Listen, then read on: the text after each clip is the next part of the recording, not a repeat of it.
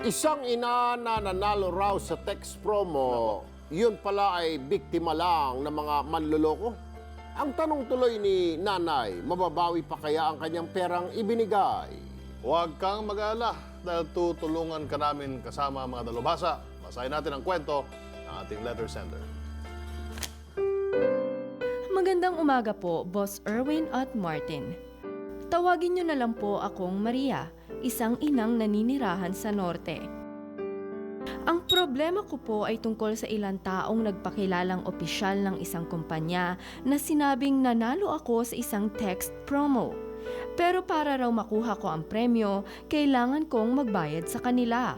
Naniwala po ako kaya nagpadala ako ng higit 11,000 piso. Pero nang hindi ko mabuo ang pinapabayaran nila, ay tinakot nila kung hindi makukuha ang premyo. Posible kayang scam ito? Maibabalik pa ba ang pera ko at paano sila mahuhuli? Naway matulungan niyo ako. Nagmamahal, Maria Makiling. Kiling. Naloko si Maria Makiling. Naloko, kawawa naman. Naloko na. Katanda-tanda na ni Maria Makiling. Anyway, 6:06 ng umaga para tulungan po tayo sa problemang yan. Makakausap natin ang financial guru na si Chinky Tan. Ayun.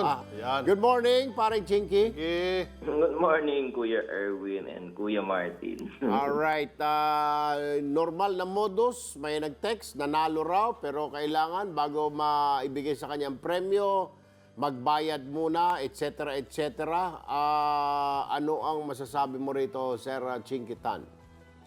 Una, Kuya Erwin, kung may talagang nanalo ka, di ba, ng isang text promo, dapat, syempre, common sense lang naman na kailangan may sinalihan ka. Ang Ayun. unang tanong, may sinalihan ba siya? Wala, Yun nga wala. Opo. Karamihan nga po, yun nga, yan ang ginagamit na ng modus, no? Na sisilawin ka na malaki ang pera makukuha mo, milyon o 100,000 kapalit ng 11,000. Diba? So, nag-iinganyo talaga yung tao na lalo na sa hirap ng buhay at parang ano yan, di ba? Kung tumataya ka ng loto, bigla ka na lang mananalo. Yan ang parang inaasam ng karamihan. So, Chinky. una, para sa mga mamamayan na nakikinig at nanonood ngayon, uulitin po natin. Pag hindi kayo sumali sa lahat, kahit na anong mga promo, dapat magtaka kayo. Chinky, bakit ganon? I'm sure marami ka nang nakakausap na mga sumasama sa mga seminar mo, nakakausap ng mga taong naloko. Bakit tayo mga Pilipino, napaka-gullible natin sa mga ganitong panloloko? Una, sa kahirapan ng buhay na gusto talagang makalabas sa ganong klaseng sitwasyon, lalo na yung mga taong lubog po sa utang. Nako. Pangalawa po, nangangarap talaga na magkaroon ng get-rich-quick scheme, di ba? Talagang gusto nila, parang lotto mentality. Ito na yung pag-asa ko na makalabas talaga. At pangatlo, sa kulang sa edukasyon o kaalaman. Yun. Yung akala siguro, Chinky, na magbigay ako ng 11,000, baka ang promise sa kanya 100 or 500,000, yun siguro ang nag-inganyo sa kanya.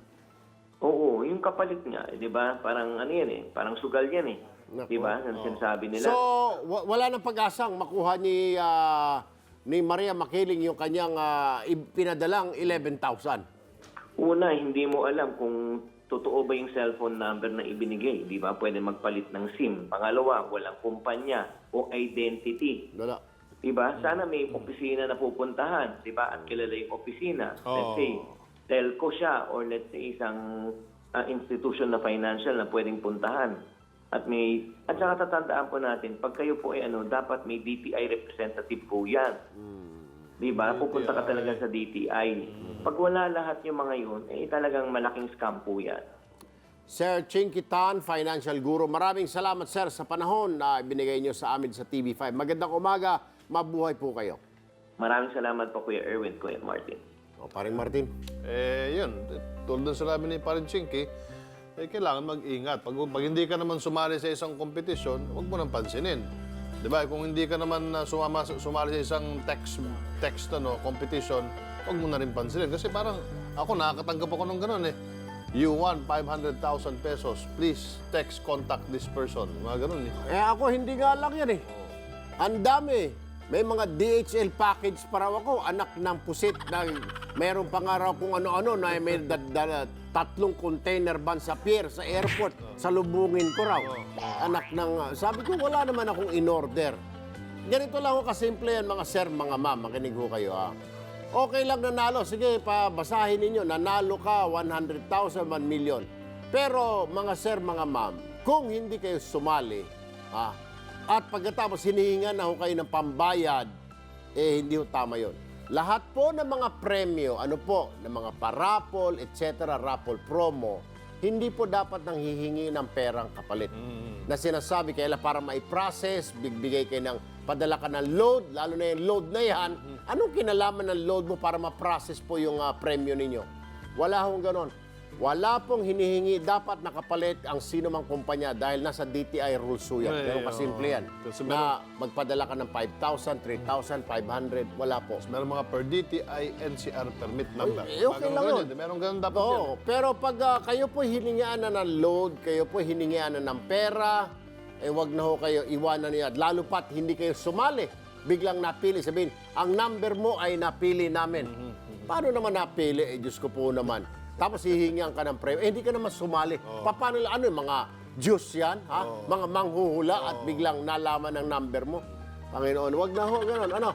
Kay Maria Makiling, isipin mo na lang na yung pera ay pumanaw na. Yung 11,000 na yun ay goodbye. Charge to experience. Charge mo na lang yon, magbanat ulit ng buto, mag-raise ka ulit ng 11,000, pero this time mag-ingat, okay? Mangopras muna. Ha? Mangopras. Mangopras ka muna. Mangopras ka muna. Pero wala na ho yung 11,000 Wala na na yun. yun. Goodbye na yun. Be sure to come back. Use 5 everywhere. Copyright 2016.